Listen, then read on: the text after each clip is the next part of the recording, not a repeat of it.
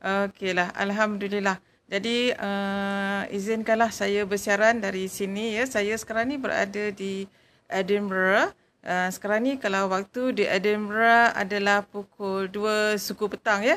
Lebih kurang 2 suku petang. Jadinya kiranya kata apa masih awal lah untuk saya. Okey, kisah yang saya nak kongsi pada hari ini adalah berkenaan dengan faraid ya, faraid untuk orang beragama Islam. Tak kisah dia berada dekat mana.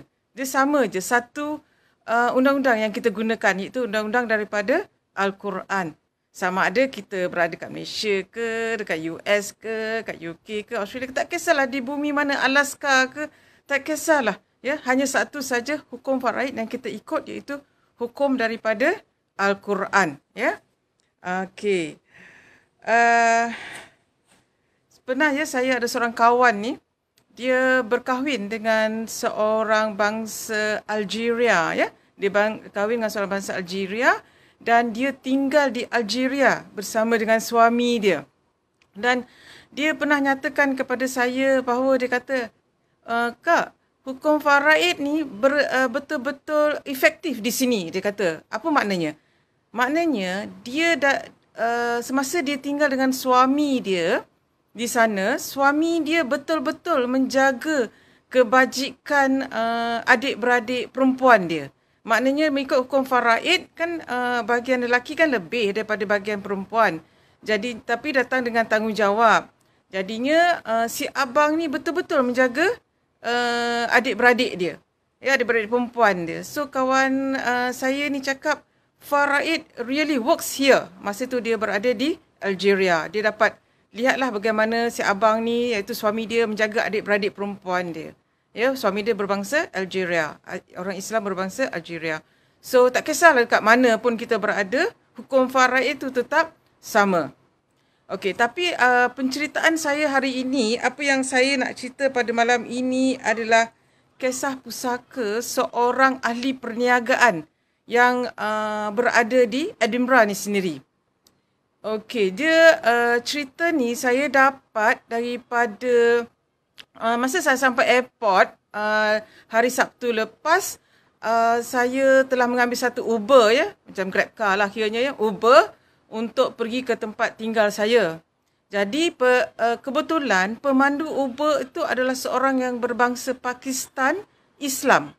Berbangsa Pakistan Islam. So biasalah ya, bila kita sampai kita tanya-tanya, dia pun tanya-tanya kita apa kita buat semua. So jadi saya pun berceritalah apa yang saya buat. Dan dia kata this is sangat menarik, dia kata. Sangat menarik, dia kata. Sebab dia kata memang terlalu banyak masalah pusaka orang Islam ni di mana-mana. Dia kata di negara dia ke ataupun di UK sekarang ni. Dia kata salah satu cerita yang hot topic sekarang ni di Edinburgh ni, hot topic tu mengenai pusaka seorang ahli perniagaan orang Pakistan yang beragama Islam. Dia seorang ahli perniagaan yang sangat berjaya di Edinburgh ni. Dia banyak outlet macam supermarket atau kedai-kedai halal ya di UK, sebenarnya di UK. Dan tapi dia tinggal di Edinburgh lah masa dahulu. Banyak outlet dia dan anak dia ada 2 lelaki dan 2 perempuan. Jadinya semasa dia hidup, sekarang ni dah meninggal dunia lah, tu sebab menjadi isu. Semasa dia hidup, dia pernah berkata, tak apalah, ikut aja hukum faraid. Ikut aja hukum faraid jika dia mati.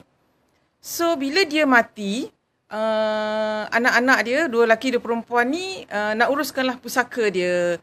Nak jadikan cerita, of course lah si anak lelaki bersetujulah, ikut ajalah hukum faraid.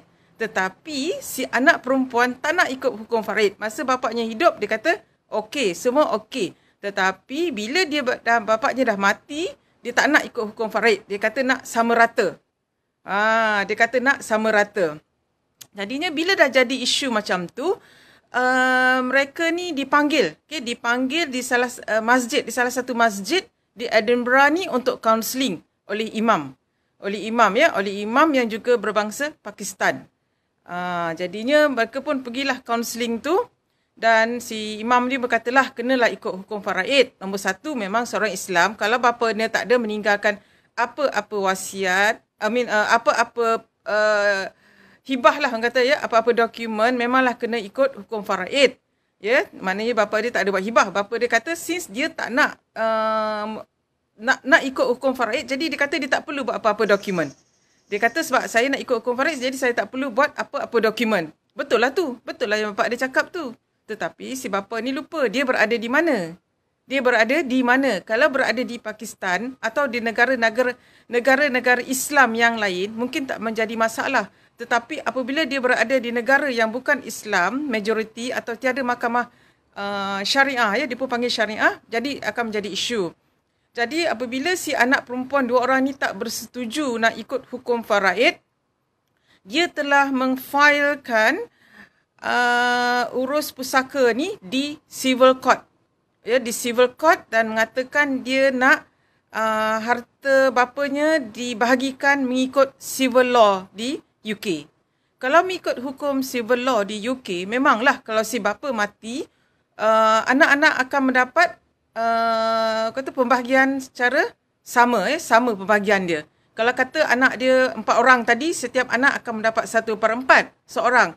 Tetapi kalau ikut hukum faraid, anak lelaki 1/3, 1/3 campur 1/3 sebab dia berdua. Dan anak yang perempuan ni tadi akan mendapat 1/6 dan 1/6.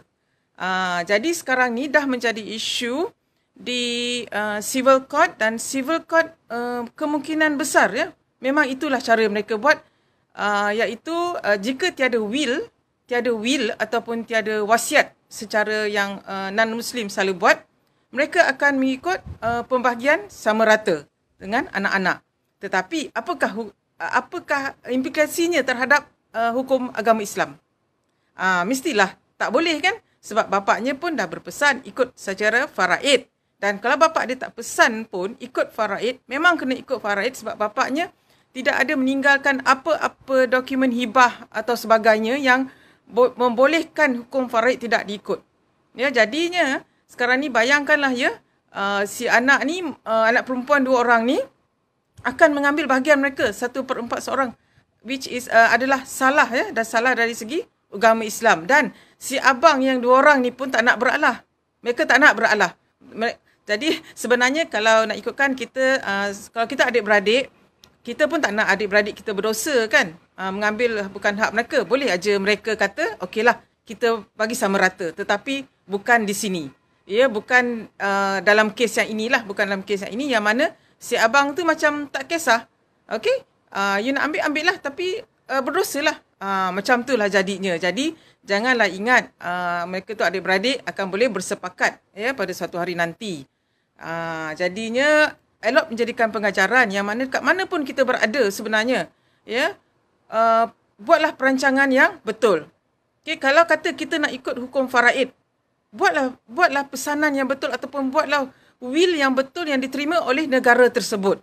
Okey, kalau tidak dia akan menjadi mengikut hukum, mengikut perundangan negara-negara tersebut. Contoh macam tadi, bapa dia kata nak ikut faraid. Kalau ikut faraid bukan sama rata ya. Lelaki 2 bahagian, perempuan 1 bahagian. Jadinya tak bolehlah ikut tak boleh ikut faraid kalau undang-undang negara itu pembahagiannya sama rata. Jadi kenalah dia buat dokumen secara tak langsungnya pembahagiannya mesti mengikut faraid, iaitu dia kena buat dalam segini dia boleh buat pesanan lah ataupun will ya mengikut negara tersebut. Tetapi kalau kata dia tak nak ikut faraid, maknanya dia nak menghibahkan harta dia kepada anak-anak mengikut hasrat dia sendiri. Yang itu confirm dia kena ada dokumen hibah. Sebab kalau kata dia buat urus pusaka tu di civil court negara tersebut, dia akan kata okey sama rata. Okey, si anak ni tadi mungkin okeylah sama rata, tetapi secara syariahnya boleh tak anak ni ambil sama rata jika si ibu bapa atau empunya harta ni tidak menghibahkan kepada mereka terlebih dahulu, yang mana ada hak-hak faraid orang lain di situ. Tak boleh kan? So cuba bayangkan ya implikasinya kalau tak buat dokumen ni. Banyak implikasinya. Secara tak langsung kita telah menyebabkan anak-anak kita yang kita sayang berdosa. Contohnya lah kan, kata kita anak perempuan semua. memanglah kita kata harta ni kita buat untuk anak-anak kita. Jadi kita kata okey, tak apalah anak perempuan kita 3 orang, ambil lah sama rata 1/3 seorang. Tetapi secara syariahnya tak boleh kan? Sebab anak perempuan yang bertiga tu hak mereka hanya 2/3. 1/3 lagi kalau dah tak ada ibu bapa mereka pergi ke adik-beradik kita yang berhak ya terhadap harta kita itu. Jadi kalau kita betul-betul nak bagi kepada anak kita, kita kena ada dokumen hibah ya yang berakad, bertarikh dan bersaksi tu secara betul-betul. Jadi maknanya bila kes urus pusaka tu dirujuk kepada civil court di mana-mana negara, dah tak jadi isu. Kalau kata mereka buat sama rata, okeylah ikutlah sama rata. Tapi sebenarnya kita dah hibahkan kepada anak-anak kita dahulu. Ya, sebelum kita meninggal dunia, dan ikut sajalah undang-undang negara tersebut. Dah tak jadi isu dah. Ya. Jadi kita kenalah, janganlah sampai disebabkan kecuaian kita, ada anak-anak kita termakan harta batil. Tak kisah di mana kita berada. Sama, tak kisahlah kalau di Malaysia pun sama juga. Ya, kalau kita nak bagi kepada anak kita secara mengikut hasrat kita, dan buatlah sesuatu. Buatlah perancangan yang betul. So itulah yang saya nak sharekan, sebab saya baru dengar cerita pasal ahli perniagaan di Edinburgh ni pada hari Sabtu lepas masa saya sampai di Edinburgh, dan saya kata wah memang betul isu-isu faraid ni sama aja dekat mana-mana. Di mana kita tak kisahlah di mana pelusuk pun sama saja. Jadi ambillah pengajaran, janganlah sampai anak kita berdosa termakan harta batil, harta orang lain. Ya, perancangan tu sangat penting, ya. Perancangan tu sangat penting. Jadi kalau sesiapa yang mempunyai kawan-kawan, saudara mara, tak kisahlah kenalan ke sesiapa yang tinggal di luar negara, pastikan mereka membuat perancangan yang betul. Ya, sebab undang-undang negara yang bukan Islam, mereka tak ikut faraid ke tak faraid ke, kebanyakannya mereka akan bagi ikut sama rata, ataupun jika kita meninggalkan, bagi mereka kata meninggalkan will ataupun wasiat, mereka akan ikut yang itu. Padahalnya kita ada buat dokumen lain selain daripada wasiat, yang so-called wasiat yang kita tinggal tu, kita ada dokumen hibah yang kita dah buat. Ya. So jadi saya nak pesan kat sini, sampaikanlah kepada kawan-kawan, saudara mara, adik-beradik kita ke yang ada mengumpul harta di luar negara, silalah buat perancangan yang betul. So hingga di sini saja perkongsian saya pada hari ini. InsyaAllah malam besok ada lagi ya perkongsian daripada salah saya besok jurutera pusaka ya yang akan berkongsi mengenai isu-isu pusaka yang ada di depan mata kita.